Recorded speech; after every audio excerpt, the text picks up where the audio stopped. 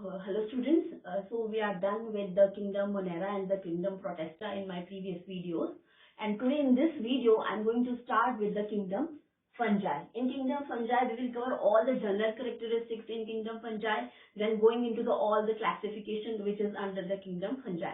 But before starting this topic, I just want to, in this video I am just giving you a little a kind of a graphical representation of what we are going to study in kingdom fungi.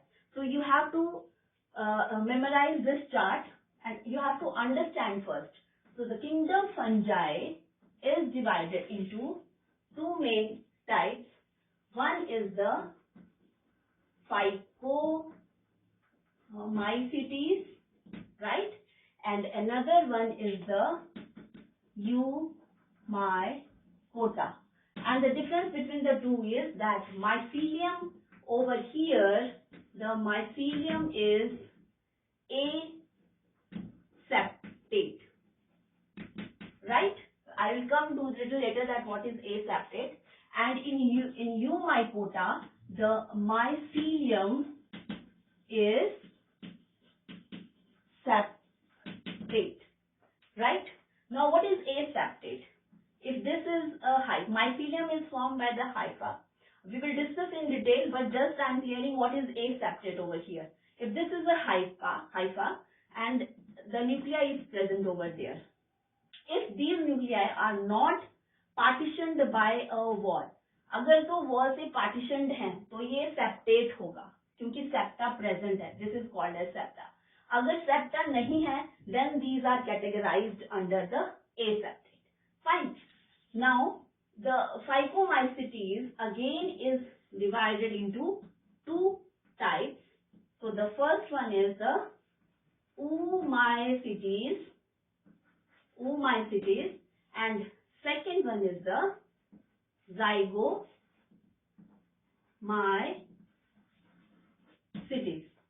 right? So oomycetes, the oomycetes again they are going to have a asexual spores. And the asexual spores over here are the zoospores. This shows the presence of asexual spores, and these are the zoospores. And zoospores, you know, these spores are motile, right? And an example which will be coming under this is, first is the albugo, right? And second one is the phytophthora. Very important from the competitive point of view. Albugo and phytophthora, they come under phycomycetes, right? Under oomycetes, where asexual spores are, the zoospores are the asexual spores.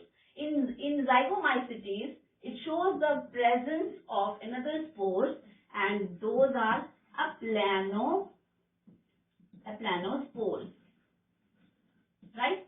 So the zygomycetes, they show the presence of aplanospores. Again, here in aplanospore, the example is a very common example, rhizopus. Or the common name of rhizopus is the bread mouse, right? The common name. So this is how the fungi is coming under phycomycetes. The fungi. The category is phycomycetes, which is under fungi. Now fungi can be oomycetes and zygomycetes. Oomycetes, they show the zoospores, the asexual spores. Zoomycetes, they show the sexual spores, that is the aplanospores, right?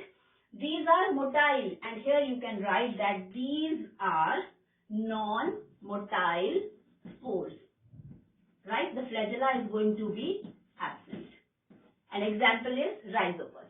Now coming to the Eumycota.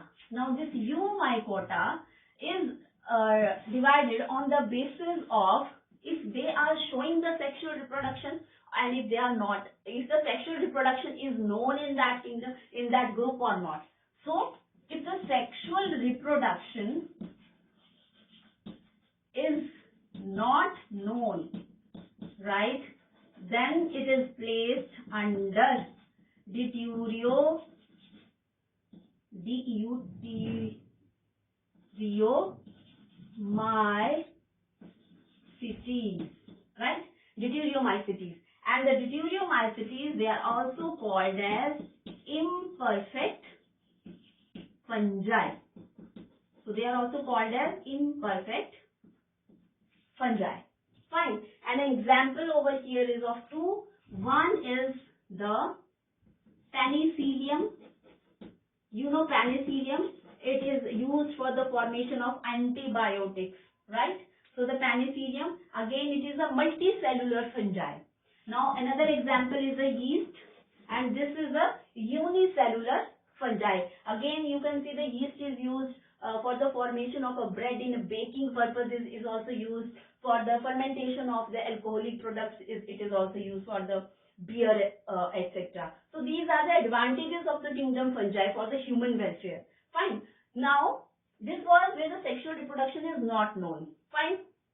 Now other is where the sexual reproduction is known, right? So they can be divided into again the two. First one is the ascomycetes,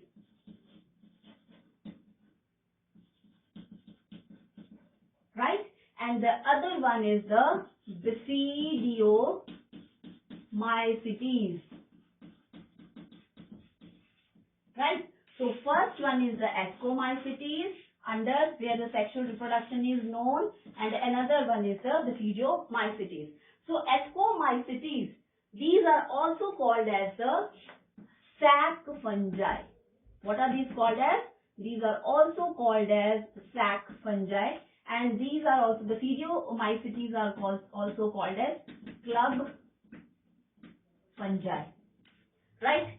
Now the example under the ascomycetes is again very important, and the example is alternaria.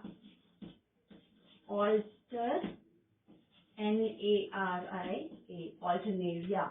And the example in basidiomycetes is the Puccinia and agaricus. These are the two examples under the basidiomycetes.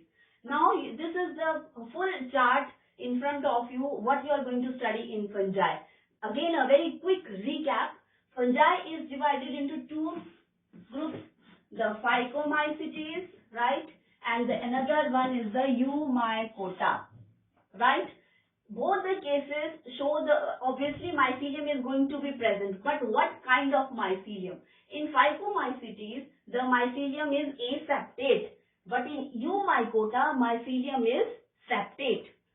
Now this Phycomycetes is again divided into two types, that is the Oomycetes and Zygomycetes. Oomycetes shows the presence of asexual spores which are produced by asexual reproduction. So zoospores are motile and they help in the formation of hypha. So example are albugo and phytophthora. Again very important. You have to remember the examples also. Zygomycetes, the spores are aplanospores, fine, but these are the asexual spores. Asexual spores as well, they are non-motile. It means flagella is absent. Example is the rhizopus, a bread mouth.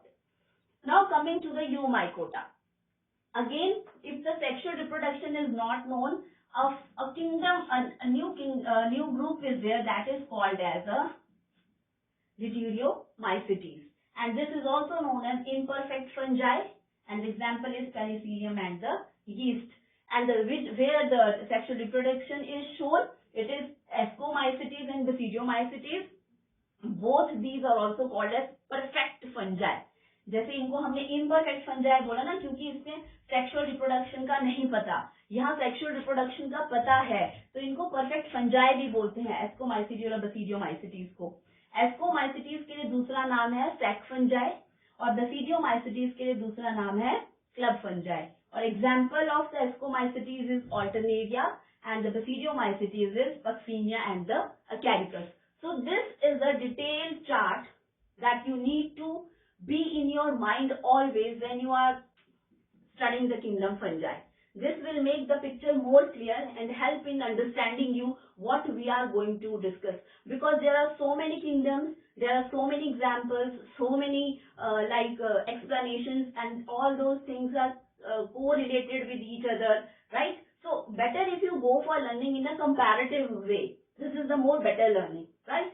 So this was over with the a brief view of the different groups under kingdom fungi. In my next video, I am going to start with the general characteristics of kingdom fungi. With this, we will move one by one to the another groups also. Thank you, class.